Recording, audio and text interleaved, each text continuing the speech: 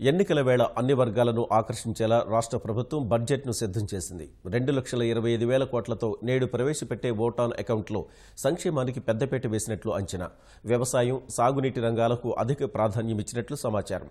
విద్యార్థులు, మహిళలు సహా ప్రజలందరినీ సంతృప్తి పరిచేలా పద్దును తీర్చిదిద్దినట్టు తెలుస్తోంది.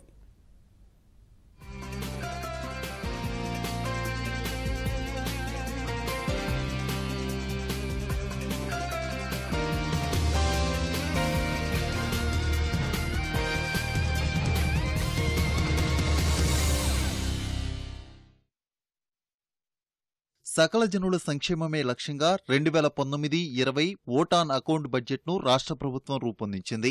రాష్ట్ర విభజన తర్వాత 2014-15లో 1,11,000 కోట్ల మేర బడ్జెట్ ప్రతిపాదించగా సరిగ్గా 5 ఏళ్ల తర్వాత ఆ మొత్తం రెట్టింపు కానుందని సమాచారం. అంటే ఈసారి బడ్జెట్ విలువ 2.25 లక్షల కోట్లు ఉంటుందని అంచనా. ఫిబ్రవరి చివరిలోగా ఎన్నికల షెడ్యూల్ విడుదల కానున్నందున బడ్జెట్లో అన్ని వర్గాలకు భారీ నజరానాలు ప్రకటిస్తారని భావిస్తున్నారు. సాంఘిక సంక్షేమం, బీసీ సంక్షేమం, వ్యవసాయం, యువజన సంక్షేమం, మహిళా సంక్షేమానికి కేటాయింపులు అధికంగా ఉండే అవకాశముంది. అందులో అత్యంత ముఖ్యమైనది ఎకరాకు 10,000 ఆర్థిక సాయం. ఈ మేరకు అన్నదాత సుఖీభావ పథకాన్ని ఆర్థిక మంత్రి యనమల రామకృష్ణుడు ప్రతిపాదించనున్నారు. నీటిపారుదల రంగానికి నిధులు పెంచే అవకాశాలు కనిపిస్తున్నాయి. ఈ 4.5 రాష్ట్రం ఏం సాధించింది, వనరులని ఏ స్థాయిలో పెంచుకున్నది వివరించనున్నారు. కేంద్రం చేయూత అందించి ఉంటే ఇంకా ఎంతో సాధించేవాళ్లమని ఆర్థిక మంత్రి ప్రసంగంలో చెప్పే అవకాశముంది.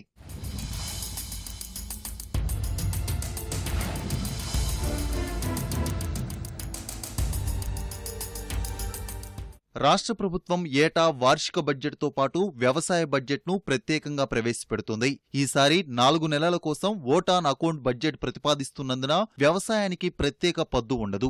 అలాగే గత ఆర్థిక సంవత్సరంలో జలవనరుల శాఖకు 16,978 కోట్ల బడ్జెట్ అంచనాలు సమర్పించగా ఆ తర్వాత ఆ మొత్తాన్ని 20,000 కోట్లుగా సవరించారు. ఈసారి నీటిపారుదలకు దాదాపు 28,000 కోట్ల రూపాయల కేటాయింపులు ఉంటాయని తెలుస్తోంది. జైహో బీసీ సభలో వివిధ కార్పొరేషన్లు ఏర్పాటు చేస్తున్నట్లు సీఎం ప్రకటించారు. ఆ మేరకు కార్పొరేషన్ల వారీగా నిధులు కేటాయిస్తారని సమాచారం. శాసనమండలిలో మంత్రి నారాయణ బడ్జెట్ ప్రవేశపెట్టనున్నారు.